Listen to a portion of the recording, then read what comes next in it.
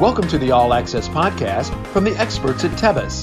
Each episode, we'll talk about technology topics, trends, or solutions that manufacturers need to know in today's rapidly evolving times.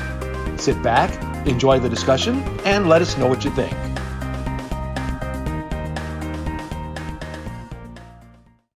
Hello, my friends. Welcome to the All Access Podcast. Here we find ourselves again in a very special time where we can kind of figure out what's going on in our industry. And in order so that we can decode what's going on, we always like to invite our experts to this because we all know that I am not the expert. I'm just the mouthpiece here so we can have this discussion. So we invited this particular gentleman in. Now, I think it's now the second year already or third year already, something like that. So he has already become a household item for the All Access Podcast to kind of get a forecast. We're not talking weather forecast because we all know that that's a lost cause. But we're looking a little bit into the automotive industry. Things are changing constantly. Policies change, automotive direction changes. So if you're really not on top of what's going on and kind of talk to this particular individual to see where this industry is heading, you might be putting your money on the wrong horse, so to speak. So that's why we always invite him to this podcast to give his insight onto this industry and also kind of figure out where is it going, or how does the policy changes impact, and also what can you do as a manufacturer to kind of make your own decisions on how you're gonna navigate through this entire situation. Who is this person that we're talking to? Of course, it is Mr. Joe McCabe from the Auto Forecast Solutions, or as we also call it, the AFS. And he's going to take us through what happened a little bit last year, what's going to happen this year. He has been the president and CEO of this particular company. He's been doing this for more than 25 years and giving his insight and his knowledge and expertise in the automotive industry to all the different areas and the different talking platforms. So without any further ado, Joe, thank you for being once again on the podcast. Michael, it's my pleasure as always. Thank you for the warm introduction, and always looking forward to this. So I went, as always, when I prepare for our podcasts, I always go and see what have you been doing. And I went to your calendar of events from last year, and you have this beautiful PDF page of where you pretty much put all your events on there. And I got to say this, you are a pretty busy beaver last year. And that's awesome because there was a lot of things that were happening throughout the course of the year. And we spoke last year, I think it was right around the same time, February of 2025. We asked you, hey, what's your predictions? What's your forecast? Blah, blah, blah, blah, blah.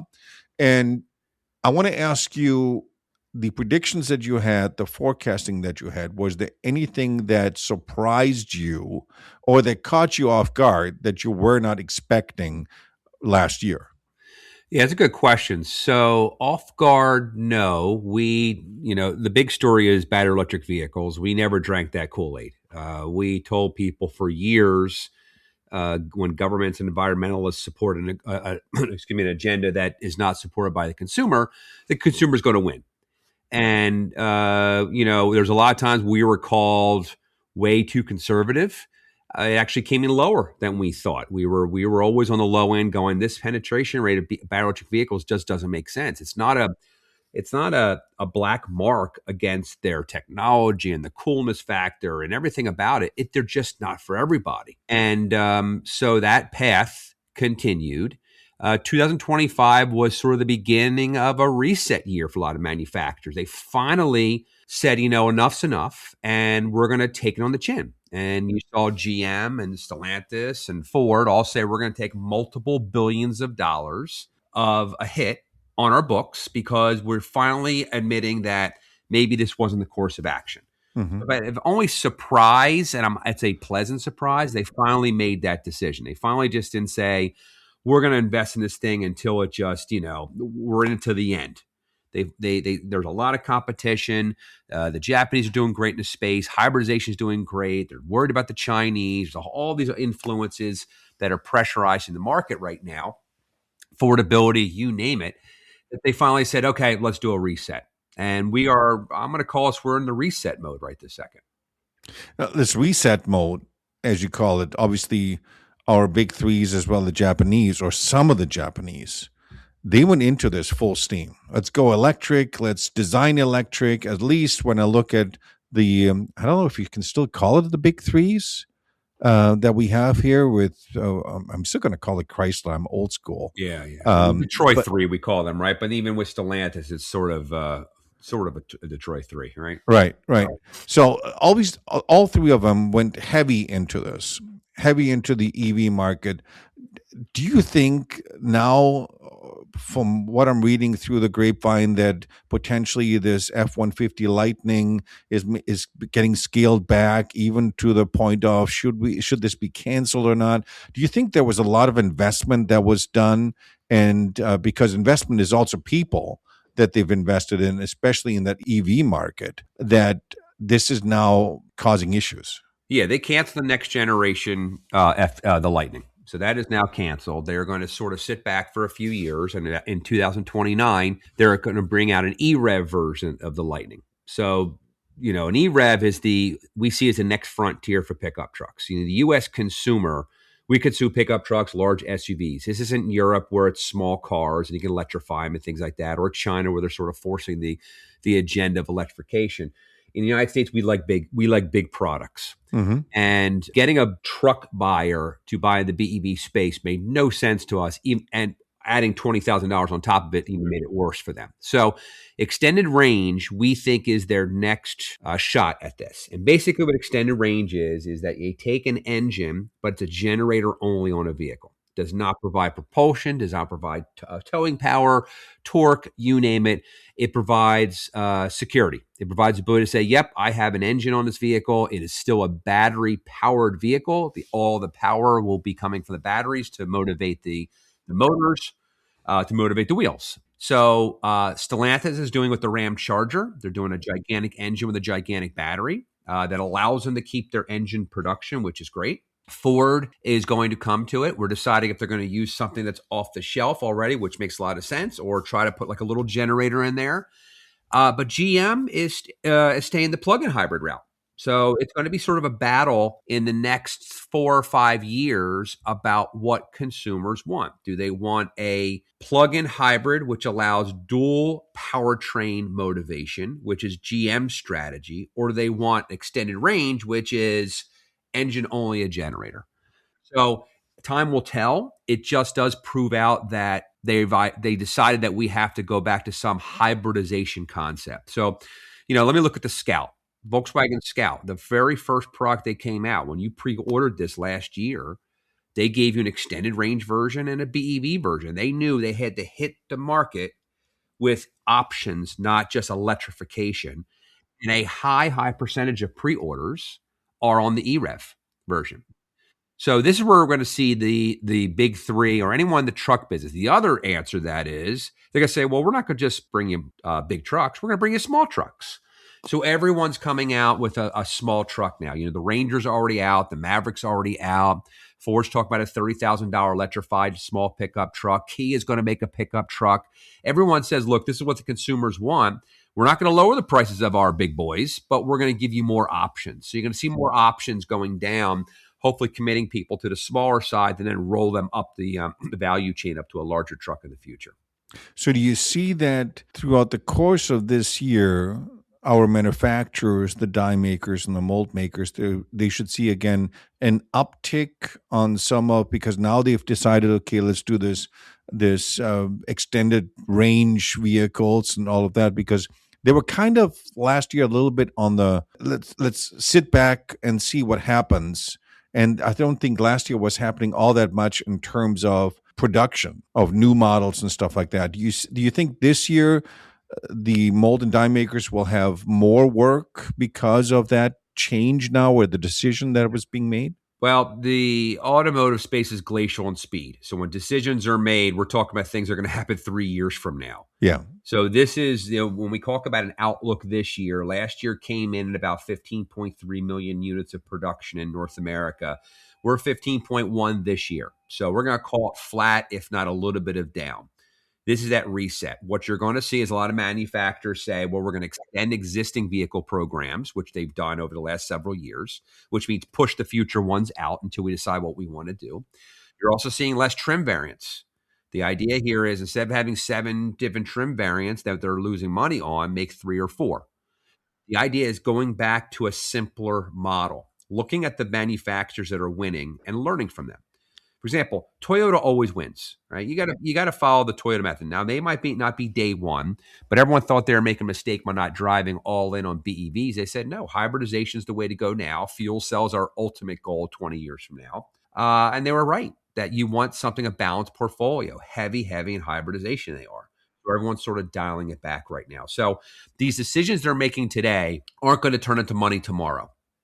Right. But they will make people recalibrate how they go after business. Now, with the current White House situation, you are seeing manufacturers bring more production back to the United States. They're moving it from country, whether it's moving from Canada to Mexico or they're moving it, straight over. We're seeing the Koreans that were leveraging the IRA money with a leasing program of the 7,500 going, uh-oh, that's gone up. So now we better start producing in the United States. So you've seen the Japanese going, yeah, we know we have to commit here. We're seeing the Japanese actually build here. They're going to export product back to Japan, which is sort of unheard of. So we're seeing a shift in the landscape. And a lot of it is they're worried about this potential China threat that's knocking on the door. Right. You already touched a little bit on this, but let me go back to 2025 was this year where now a new White House took over. They looked at some of the policies, some of the direction they were changed, directional change happened. Government mandates were reduced especially on the EV side on it. And now, do I dare say that we have somewhat stabilized again? Because obviously last year was a lot about tariffs and the scare about all of those things, what is happening. Do you think this has now been leveled out a little bit so we can focus a little bit more? Yeah, I like the tariff situation to go away. That's such a wild card every single day. I'm not a fan of the fact that we are still putting pressure on our border allies, that we should be having a much better relationship with Canada. Yes, it's 1/10 the population of the United States, but they need our product and we need their product, and it's an important ally. Same with Mexico. So I'm waiting for the whole USMCA or whatever bilateral or trilateral agreement comes out in the next year or so. That would make me feel a little more confident about the word stability and leveling out. Right. When it comes to the product set, I'm happy that that consumers can consume what they want. It was a field of dreams approach where build it and they will come. And people didn't want to spend $20,000 extra more for a BEV when they know the ICE was just a great product. Right. Now, when you take away the CAFE rules and you take away the penalties on the manufacturers, that's sort of a win. That's a $2 billion win. They don't have to buy credits anymore from the likes of Tesla. So there's some positive issues. Yeah, there's always going to be some pushback and environmental and why are we doing this? But in all honesty, if you wanted to be an environmental player, then go buy a BEV. There's a ton of them out there. Oh, yes. A lot of choice. Yeah, so it's easy to talk about this goal of clean air and a clean world and for our future generations and things like that. Well, then put your money where your mouth is, go buy the BEVs. Correct. And they just weren't. I mean, the idea here is, we got the 8% of sales. That's great. But this idea of getting to 100% was ludicrous. We're going to get you to we have 2 paths of the electrification path by the end of the decade, either 7% or 11% adoption rate by BEVs. That doesn't discount the fact that a lot more hybridization is coming. Toyota, again, 1 BEV has enough material for 6 plug-in hybrids or 90 regular hybrids. So if my carbon footprint concept is their agenda, I'd rather move 90 people 25% of the way there than one person 100%. Yeah. And it's simple math out there that, look, BEVs they're not going away. They're here to stay. So it's always going to be part of portfolio. But now when you can go back and say, I can actually build a product a consumer wants, it's going to help the manufacturers calibrate in the right direction. Mhm. We're in an interesting time right now because right around 10, 11 years ago, Tesla started some of the new sales. They brought out these electric vehicles and all that kind of stuff. And now we're 10, 15 years later almost. So now we see a lot more of these EVs in the used car market area. And we can kind of see how do these electric vehicles resell, because the lifespan of these batteries are 10, 15 years. Then you have to exchange them. It's a lot of money to put a new battery system in place. If BEVs are here to stay, how does that impact the used car market? Yeah, that's an interesting one because there was always that threat of, if you're lucky, you get 8 years, but that's, the batteries are existing. They're surviving. Do they have a life cycle? Yeah, we don't know if the life cycle is 20 or 30 years, but most consumers don't keep their vehicles that long.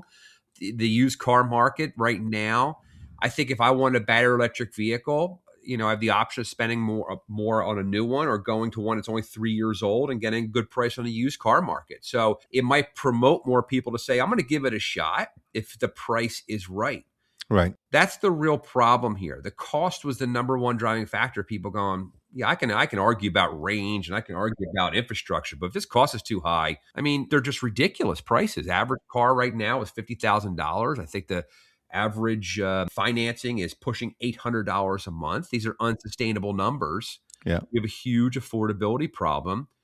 And now it's about dialing back. So I think the used car market, once things settled, will basically benefit because they can bring a lower cost option. But they always move with the market, right? As prices go up, used car market, they go with it. And so we got to find this happy medium where we get back to affordability. It's not going to be tomorrow, and it's not going to be all of a sudden $10,000 off the hood across the board, but we have to settle in on something a little more affordable. See, I always was a big believer in the EV market or the EV cars in states that make sense. So California, for example, I lived there for about a good year and a half, 2 years. Neighbors had electric vehicles. He had solar panels on the top of his roof that powered his electric vehicle and his beer fridge, of course, the important items. Of course. And he didn't have that far to go, 25 miles each way. It was perfect. Yeah. Pretty much when at no cost he traveled. So I think in certain states, it makes absolute sense to have a EV car that you can then power by the sun or solar, whatever you have. But and it needs to be this personal decision. And I was a big defender on that government should have no point in mandating that by a certain time frame you need to be X amount of EVs. Right. Correct. And I think there's a point for it, and I agree with you. These EVs are going to be here to stay. When you look at some of the EVs that are produced in China and are running in China, beautiful vehicles, absolutely high technology. And of course, we all understand what's happening in that entire atmosphere, especially in China, where the government is kind of subsidizing the manufacturing and all that kind of stuff. But when I'm seeing that our neighbors to the north and the south are allowing this flood to come in already, it's kind of scary when you look at this. Yeah. So we have taught the Chinese for the last 30 years how to make a great car. Yep. The Europeans, the Americans, and all that. They're selling our technology back to us. And look, that's how this market works.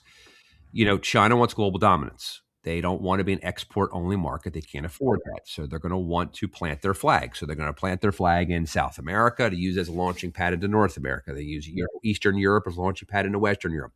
They're doing really well right now in Europe. And Europe is finally waking up going, we have to put the same guidelines the U.S. has where you have to have local content in order to get any kind of incentive. Right now, they really don't have that. So the BYDs and the Xiaomis and Xpengs of the world are coming in and eating everyone's lunch. Oh, absolutely. China does not care about profitability. They care about market share. That's primary. Profitability will come someday. But if they can come in into a market and do that, BYD in Mexico is selling tens of thousands of vehicles in Mexico today. They're not reporting them because if you don't join the EMEA organization in Mexico, you don't have to legally report your volumes. Everyone else. So they decide not to join, and all of a sudden you're talking about tens of thousands of vehicles. So a lot of people in Southern California and Southern Texas are going, what's the BYD? Because people are driving across the border going, well, that's in Mexico. Canada is tired of taking our leftovers. We're leaving, right? Ingersoll is shut down from GM. Oshawa is going to go to 2 shifts. Brampton for Stellantis is who knows? They're losing product to Belvedere. Oakville is going to get a Super Duty truck. That's not going to be forever, right? So you're talking about this constant exodus out of Canada, and they have their own economy to manage. They're going to say, well, enough's enough, right? We have to make our own manufacture. That's the problem. Canada always just took someone else's overflow production business. And then, when a White House like this comes in and says, you better build in the U.S., they go, you got it. And they evacuate the market. So the idea here is that they're going to let the Chinese in. It's going to take a long time. It's not going to be overnight, my God, where are all these Chinese cars from? But what it's going to do is it's going to put the competitiveness back in this market on pricing. But the problem, though, that we're going to run into, and I think the Europeans have seen this already, because VW in Germany, they're running into the situation right now where they're saying, well, crap, BYD, they can sell this car at a fraction of the cost. Right. Mainly because you can call it government subsidies or cheaper labor or whatever you want to call that they can create a vehicle that cheap with this much technology that now they're looking at, well, crap, we can't sell anymore as many cars as we have. So we need to reduce production and we have to lay off people. Is that going to happen here in the U.S. too once either this administration is out of there or maybe another administration is in, where now, because we can't build walls forever against this technology? So so for Europe, that's the whole point, right? They're trying to say local content rules will help sort of keep them off, that you better build here, which means if you build here, you're employing people. Yeah. That's the goal, right? To get the employment up.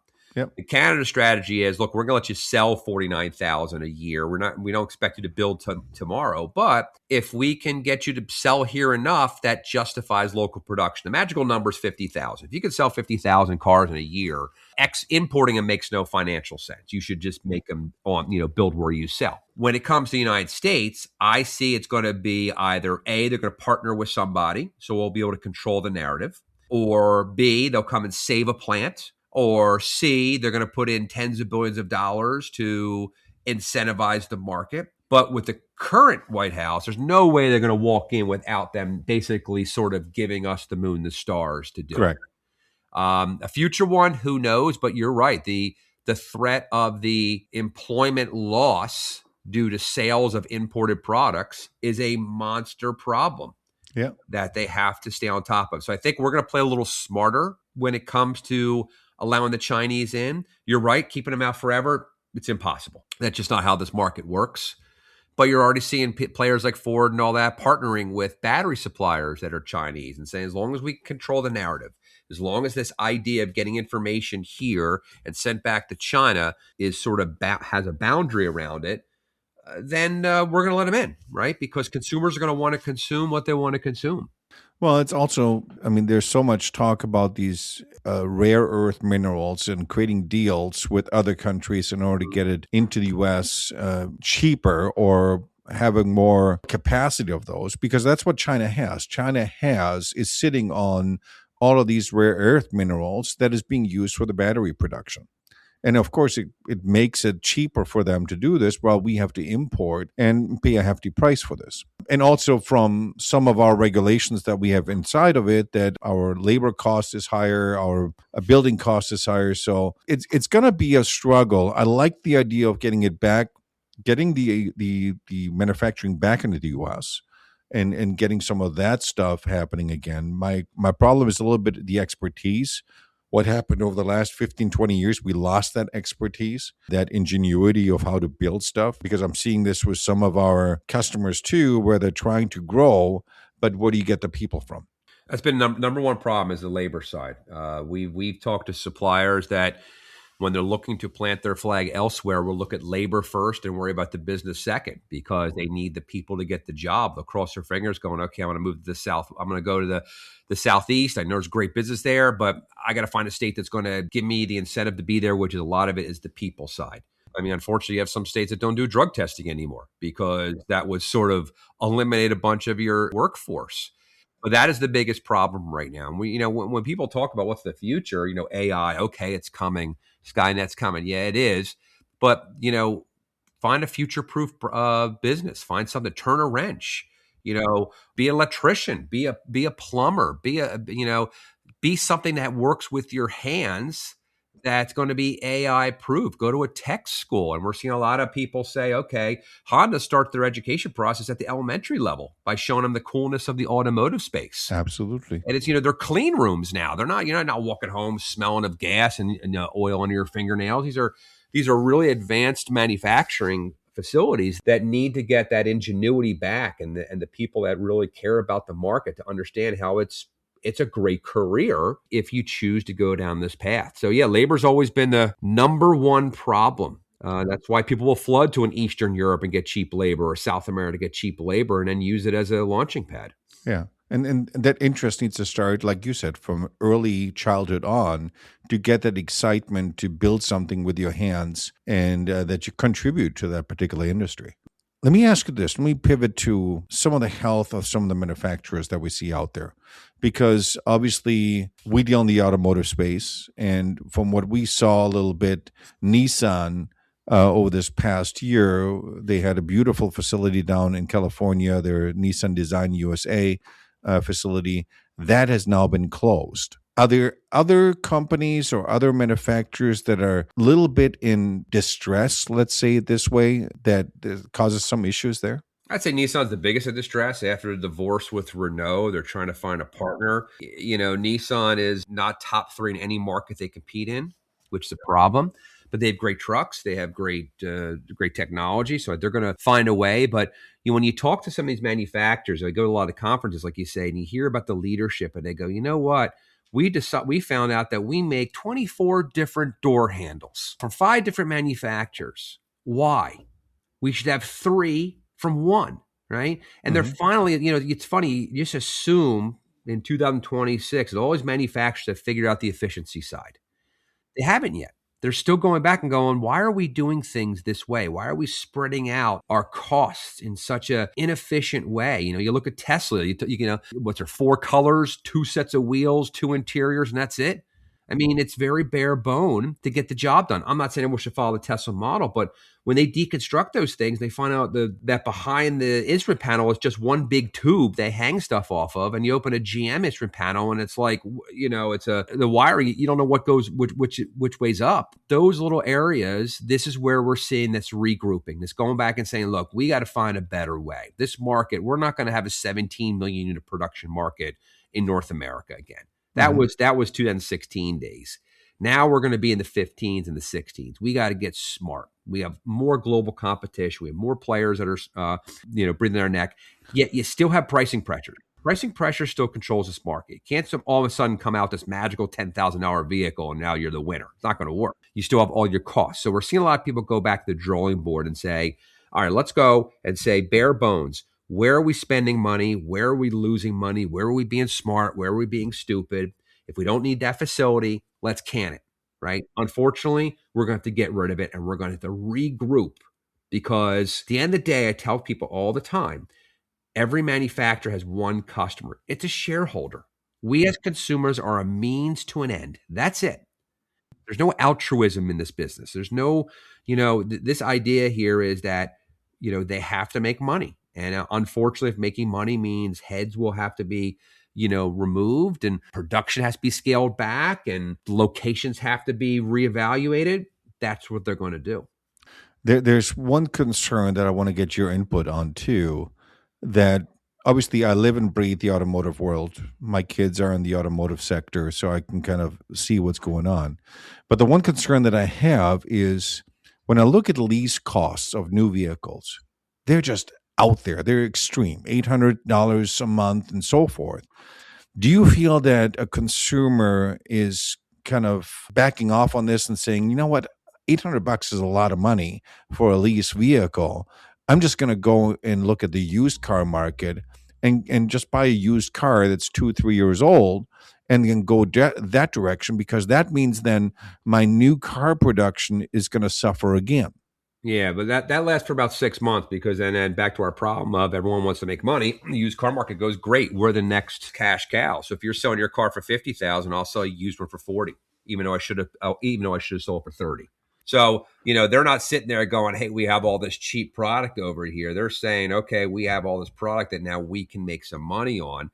And as the manufacturers were trying to bring down costs, well, then the only way you bring down costs on a leased vehicle is you try to bring the monthly cost down, which means the residuals are way too high, which means the used car market is pretty high. Some of this used car market exists because people just didn't want to buy the vehicle out because it just didn't make any sense.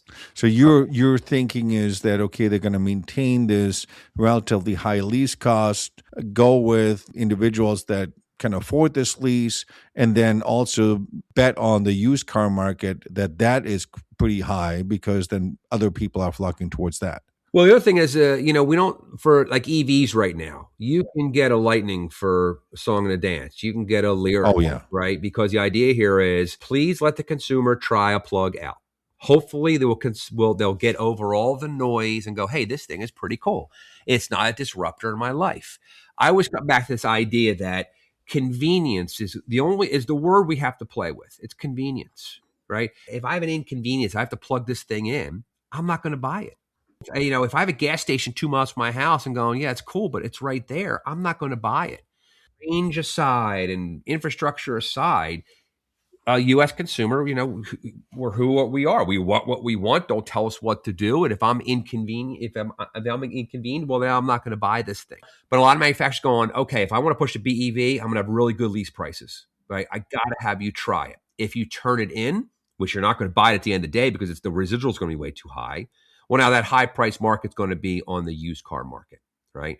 The used car market, yeah, they're going to bring their prices down because they have to move the metal. Right. So it's this industry for decades, it's been this constant push-pull of where is that sweet spot threshold between new and used, but that threshold lasts for a very short amount of time because everyone's then prices sort of converge. Right. Are there any items or any part of the industry that you are saying, you know what, I really got to pay close attention onto this, that, and the other? What would that be for 2026 that you really put your focus on? It's a great question. What we tell people from a supplier community is, when you look at, so let's look at it from a vehicle manufacturer. I'm a supplier looking at a vehicle manufacturer lens, and that lens needs to be sustainability. How are they going to weather the ups and the downs? Yeah. So I look at what's called an evolutionary platform. I look at a vehicle platform that says this vehicle platform can go down one line or two lines and can be dialed in based on consumer demand. So Stellantis has the Stella platform that they can build an ICE, they can build a BEV, they can build a plug-in hybrid, any kind of mix. All the manufacturers go on, instead of us having 5 lines doing 5 different mixes, let's have 1 or 2. And let's slipstream in here different powertrain variants and design the product in such a way that it can be morphed into whatever we need it to be based on the consumers. We don't have to wait 3 more years because we poured concrete around this platform that cannot be shifted. So always look at a manufacturer, say, what platforms are coming out and how flexible is that platform, number one.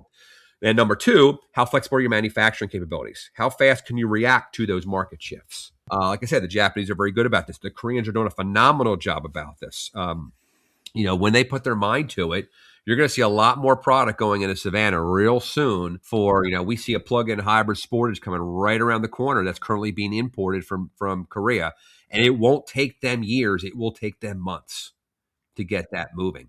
So you look at that side of things. You look at, from a supplier side, you look at the health of the company. How diverse are they? How well are they hedging their bets? Are they only in automotive? Are they also in aerospace? Are they other markets so they can sort of hedge their bets when there's a downturn? So these are the things we really pay attention to from a manufacturing side, of how flexible something is, and are they bringing the right product out? So the suppliers that go after that business go, yep, that's a horse. That's a horse I want to back, right? That's something that says, yep, the volumes you're giving me make sense. The volumes we were getting from some of these programs made absolutely no sense. They were tenfold too high. The Lightning was at 250 a year at one point. They built 26,000. But the supplier that said, I'm going to run to that, oh my God, this is great, and drank that Kool-Aid is now hemorrhaging with stranded capital. Right. So that's what we're looking at. So would you tell manufacturers right now, because there's multiple things that obviously a manufacturer can do. Either you can tell them, you know what, stand still as you are right now. Don't put a lot of investment in new machinery and new technology or new whatever, because you don't see the storm is coming next year or whatever. Or the message could be, right now is the time to invest into new technology, new machines, new whatever, because the business will be a lot higher next year and you need to be prepared for it. What would that message be? The message would be that suppliers should be working with their vehicle manufacturers hand in hand. It's always been a problem, that relationship. The Japanese, they keep on coming back, have a great relationship with their supplier community. Not everyone else has that same idea. If someone's going to give me a part that's a penny less, I'm going to look at that other supplier. Yeah. When we talk to suppliers, what we'll do is they'll say, hey, I got this opportunity coming, and they're telling me it's X volume. You're telling me the volume is 50% less. What should I do? I said, what you should do is you should walk in and say, hey, manufacturer, if you believe in the volume, pay for my tooling up front. If you believe in the volume, I'm going to give you scaled pricing. I'll get you to $10, but the first 10,000 parts will be $25. I need to feel confident that I'm walking in this as a relationship. And if things turn sour, I need to know they turn sour exactly when they do it, so I can prepare, because a lot of these suppliers are 1 or 2 bad programs away from bankruptcy. It's unfortunate. So this idea of just reacting to the market and not pushing back and saying, fool me once, right? Don't tell me market conditions are this when you plan a product that wasn't going to make any sense. Tell me why we should work together. And we're getting finally suppliers that do that. It's easier for the tier 1 suppliers to do it because of their size and strength. It's a little harder as you go down the tiered structure, right? Because they're relying with the tier above them for that conversation. But this idea that this should be a more cohesive market out there, this should be more of a team playing environment. Yes, we'll all have to make money. Yes, we all have to be staying competitive and things of that nature. But this idea of I'm going to give you volumes and they may or may not hit, but tough, is an unsustainable market. And when suppliers go out of business, manufacturers are going to have a harder time, because when their list of players gets lower, those lists go, well, look, we own this market. We're going to charge higher prices. Right. And we're concerned about the tool and die side of the business, because you can still import a significant amount of these tools from China, and it makes a huge competitive problem for local production. I think there should be some ruling that says the tools and dies are part of the local content rule. Right? There should be everything about the supply chain. I don't think it's being really covered 100% yet. There's still some orphans out there that are going, wait a second, I'm really hitting some competitive problems here. You want US, but you still want the best price. All right. So you probably have companies contact you at AFS and want to get your insight, and because it's all about data, and data can give companies decisions of which direction they should go. Where can companies go to contact AFS or contact you to get you in contact with them, to give them your insights and hire you for some of those things? Where can they go? Yeah, you can go to our website at autoforecastsolutions.com. Put on your Google alerts, Auto Forecast Solutions. You will be flooded with how much stuff we are in the industry, with your organization, in the media, in automotive news. We're everywhere. We always thought data is data, but that's half of it. The other half is the intelligence behind it. We're bringing 30 years of experience of so what and why. Rarely will a supplier show us an RFQ that we go, yep, we agree with that. They're always way too high. If you add up all the RFQs out there, we got 20 million unit market, which is not true, right? Everyone thinks we have the best product. You got to look at so we look at every vehicle, how it competes within its brand, within its industry, globally, in its segment.